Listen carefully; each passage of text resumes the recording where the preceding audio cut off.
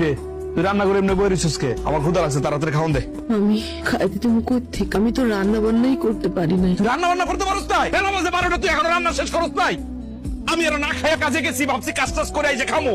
এই আমার যে ক্ষুধা লাগছে, আমি খামো কি? তোর মাথা চাপাই খামো আমি? আমি তো রান্না করতে আসছিলাম রান্নাঘরে, কিন্তু আমি শক্তি পাইতেছি না, শরীরটা অনেক খারাপ লাগতেছে। আমার একটু ডাক দিয়ে কর না, আজকের দিনটা সে রান্না করুক। এই পথে বৌমি আর কি যন্ত্রণার মধ্যে যে আমি আছি। মা, মা, এই, কি হইছে? এত মামা করতেছস কে?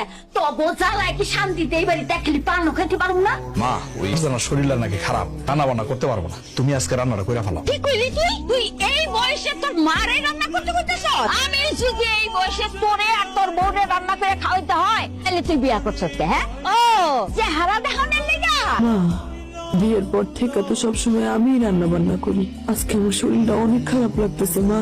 আজকের দিনটা আপনি একটু রান্না করেন না কষ্ট করে। চুপ করো তুমি। এগুলো হইলো তোমার সব বাহানা, সব নাটক, যাতে তোমার কাম করতে না হয়। হেললিগাই নাটক সাজাইছো। শোন মিজান, তোর বউ যদি রান্না করে তাইলে তুই খাইতে পারবি, নাইলে তুই হোটেলে দিয়ে খাওয়াবি। আমি আমার মায়ের বাড়ির যাবো গা। এই শুনলি না মা কি কইছে? এখন রান্না বান্না করবি নাকি আমি হোটেলে গিয়ে খাই আসবো? না, আপনার হোটেলে যাওয়া লাগবে না। হোটেলে খাইলে তো আবার আপনার শরীর খারাপ হয়। আমি পারুম, আমার যতই কষ্ট হোক আমি রান্নাটা করতে পারুম। আপনি গোসল করে আসেন, আমি রান্না করতেছি। ঠিক আছে, তাড়াতাড়ি কর, আমার কিন্তু ক্ষুধা সহ্য হয় না বেশিক্ষণ।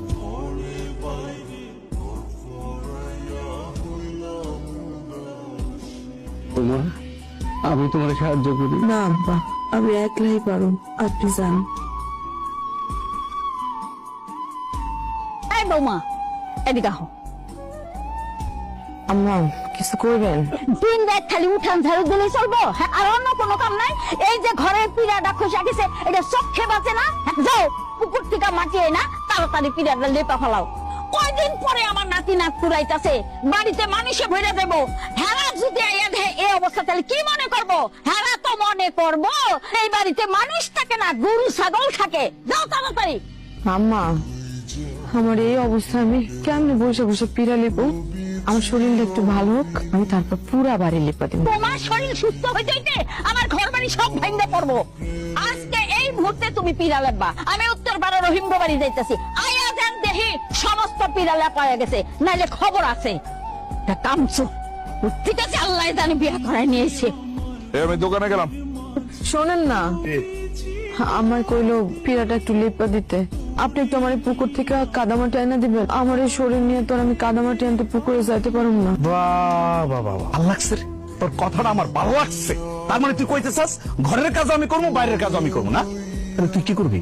তুই এক কাজ কর, ঘরে যা, গিয়া নাকে তেল দিয়া শুয়ে আমি পুকুরে যাই, গিয়ে কামারা দাই না, ঘরটা আমি লিপে দিই। হ্যাঁ, এত সুখ সংসার করে, এত সুখ না? যা, তোর কাজটা তুই কর, আমার কাজটা আমার করতে দে। কে গো পুকুর ঘাটে? হে আল্লাহ, ভাবি এই শরীর নিয়ে আপনি পুকুর ঘাটে এসেছেন কেন? আর করো না বোন, বাড়ির পিড়াটা সামান্য একটু ফাইটা গেছে। শাশুড়ি করলে এই পিড়া এখন লিপা দাও। কি করুন, পিড়া লেপার জন্যই কাদামাটি নিতে আসছি পুকুরে। তার শাশুড়ি কি মানুষ নাকি অমানুষ? আপনি তো ঠিকঠাক ভাবে হাঁটা চলাই করতে পারেন না। এই অবস্থা আপনারা পাঠাইছে পুকুর থেকে মাটি নিয়ে পিড়া লাগতে। জামাই মিজান ভাই কই? কিছু কয় না আপনার শাশুড়িরে? সে আর কি করবো, মার পোলা তো মার কথাই করবো। সব কাজ করতে যায় যদি আপনার পেটের সন্তানের কোনো ক্ষতি হয়, আপনি সব কাজকর্ম করেন না তো, আর আপনার শাশুড়ি কোনো কথাও শুনবেন না। কি করবো বোন, শাশুড়ির সংসারে আসছি, শাশুড়ির কথা না হলে তো খাইতেও পাবো না। তা আছে কপালে আমার সন্তানের, তাই হইব। যাইতে রইলে আবার সে চিল্লা পাল্লা শুরু করে দিব। একটু ধরবা?